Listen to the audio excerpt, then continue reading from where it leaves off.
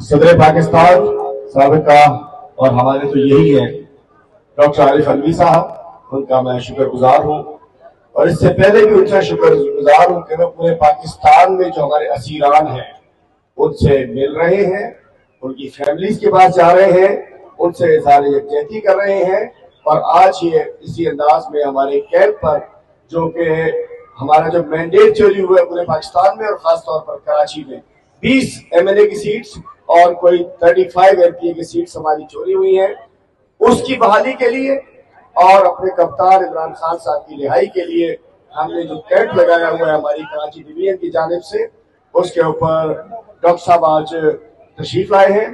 तो इंशाल्लाह डॉक्टर साहब ये जिद्दोजहद जारी रहेगी और हम समझ सकते हैं कि हमारे मैंडेट पर टाका डाला गया है। हमारे कप्तान इमरान खान को, पूरी कौम के लीडर को जबरदस्ती बेबुनियाद झूठे केसेस में अंदर किया हुआ है।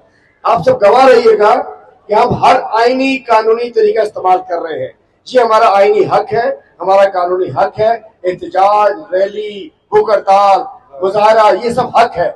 अगर उसको रोका जाएगा तो ज्यादती होगी। तो हम आइन और कानून के दायरे में रह के हर एक इस्तेमाल करेंगे, इंशाल्लाह अपने कप्तान को रिलीज कराएंगे। डॉक्टर